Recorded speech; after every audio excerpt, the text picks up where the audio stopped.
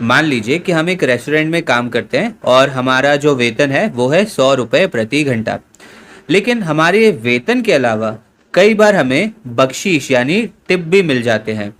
तो यहाँ पर ये रहा पूरा व्यंजक, जो एक्सप्रेशन है वो ये रहा।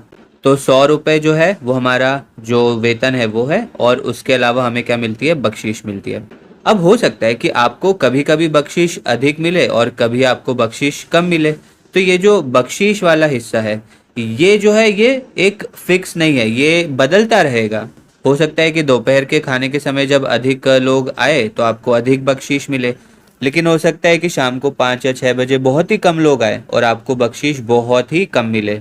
तो हम कह सकते हैं कि ये जो बख्शीश वाला हिस्सा है ये एक चर है, ये एक वेरिएबल है, क्योंकि ये परिदृश्य या स्थिति पर निर्भर करेगा और स्थिति के हिसाब से ये बदलेगा।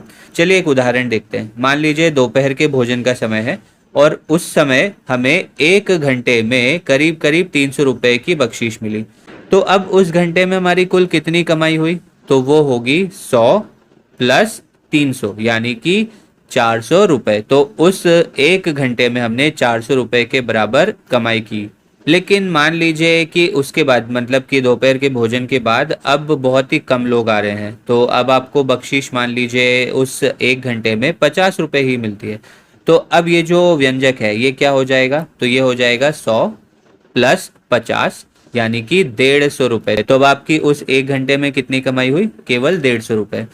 तो जैसा आप देख सकते हैं कि ये जो व्यंजक है 100 प्लस ये जो बख्शीश वाला हिस्सा है, तो ये एक चर है, ये एक वेरिएबल है और ये स्थिति के हिसाब से बदल जाएगा।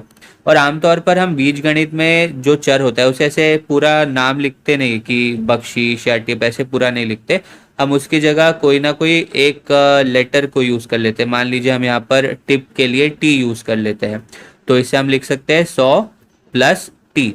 और ये जो टी है वो किसके बराबर हो सकता है, ये शायद कभी 300 के बराबर हो या शायद ये कभी 50 के बराबर हो, तो ये निर्भर करेगा। तो हम स्पष्ट कर दें कि टी का उपयोग भी आवश्यक नहीं है। आमतौर पर हम जो चर होता है उसके लिए बीजगणित में x का उपयोग करते हैं, तो हम इसे ऐसे लिख सकते हैं 100 प्लस एक्स। एक्स जो है वो ऐसा दर्शाते हैं कि हमें कोई ऐसी राशि है जो पता नहीं है। और हाँ, एक और महत्वपूर्ण बात यहाँ पर, जैसे हम इस स्थिति की बात करें तो ये जो x है ये क्या दर्शाता है कि 1 घंटे में आपको कितनी बख्शीश मिली है। तो ये आपको ध्यान रखना होगा कि ये जो 100 है और ये जो x है ये दोनों एक ही अंतराल, एक ही समय के लिए हो। मान लीजिए अगर आप ये प्रति घंटे के हिसाब से देख रहे हैं तो ये 100 भी प्रति घंटे के लिए ही होना चाहिए और x भी प्रति घंटे के लिए ही होना चाहिए। तो इसे आप चाहे तो 100 प्लस स्टार भी कह सकते हैं। तो ये जो स्टार है ये बस एक बख्शीश या ये जो टिप है उसको दर्शा रहा है।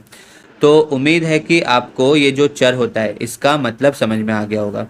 चर के लिए हम एक प्रतीक का उपयोग करेंगे जिसका मान स्थिति के हिसाब से बदलता रहेगा।